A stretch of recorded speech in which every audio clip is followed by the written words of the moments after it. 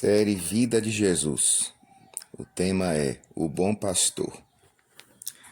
O Salvador caracterizou-se a si mesmo como um bom pastor e aos discípulos como seu rebanho. Ele disse: Eu sou o bom pastor, conheço as minhas ovelhas e elas me conhecem a mim. João 10, verso 14. Jesus deveria deixar os discípulos em breve e disse isso para confortá-los. Quando não mais estivesse entre eles, deveriam lembrar-se de suas palavras. Sempre que vissem um pastor cuidando de seu rebanho, haveriam de lembrar-se do seu amor e cuidado por eles. Naquele país, o pastor cuidava de seu rebanho dia e noite. Durante o dia, guiava-o às verdes e agradáveis pastagens, às margens do rio, através de colinas rochosas e florestas. À noite vigiava-o, guardando-o do ataque de animais selvagens e de ladrões que sempre rondavam por perto. Com ternura, cuidava das ovelhas fracas e doentes. Tomava os cordeirinhos em seus braços e levava-os no colo. Não importava o tamanho do rebanho, o pastor conhecia cada uma de suas ovelhas e a chamava pelo nome.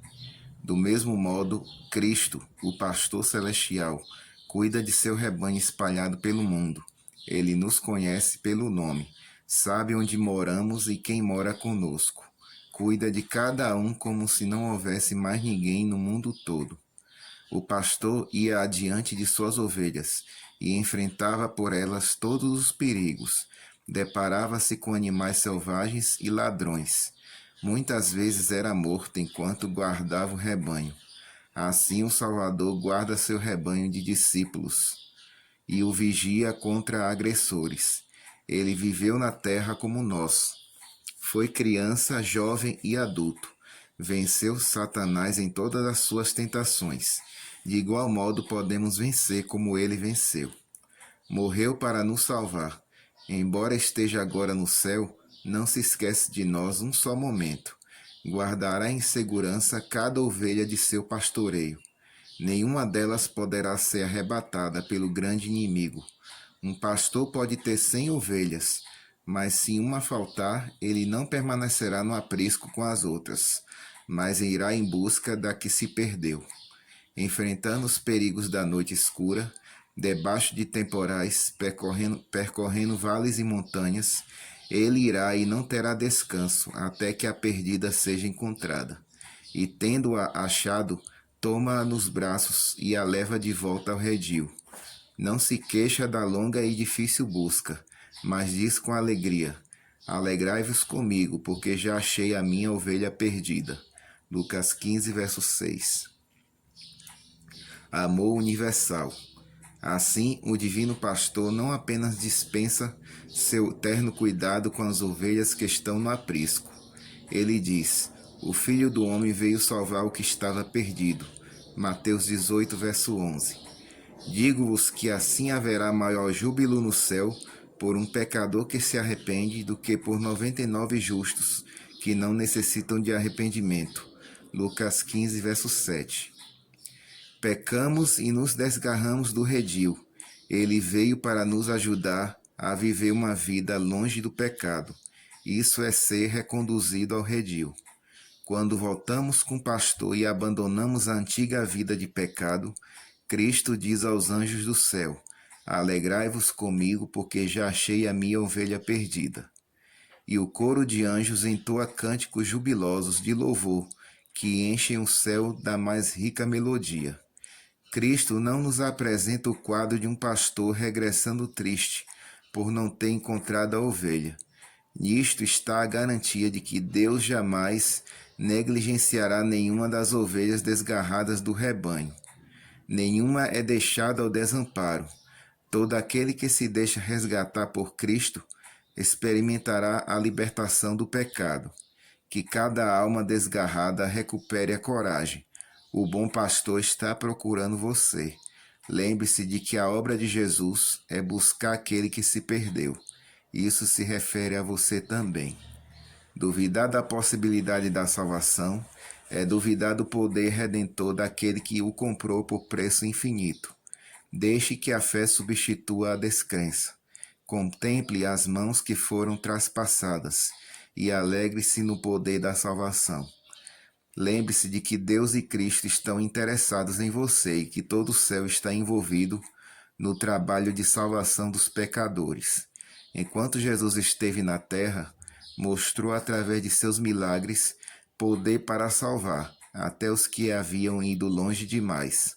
Ao curar as doenças do corpo, mostrou que era capaz de limpar o pecado do coração. Ele fez o coxo andar, o surdo ouvir e o cego ver.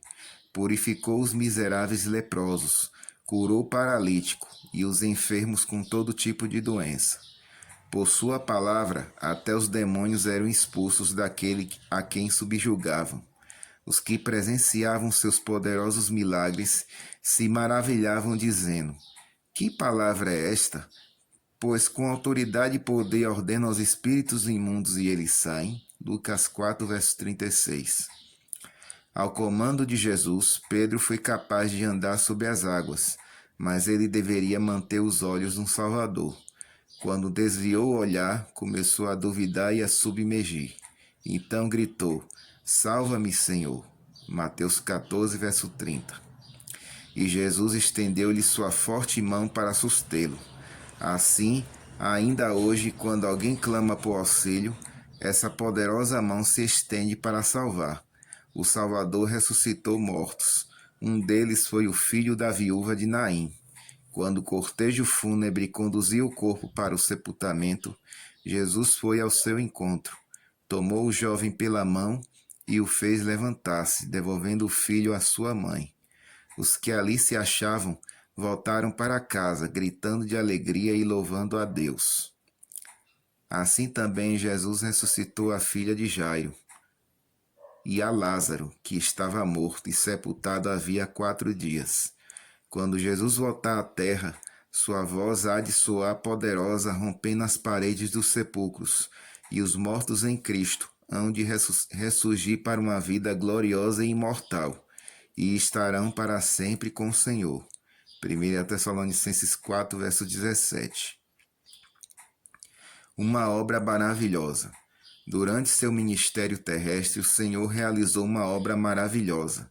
Ele mesmo definiu essa obra em resposta a João Batista.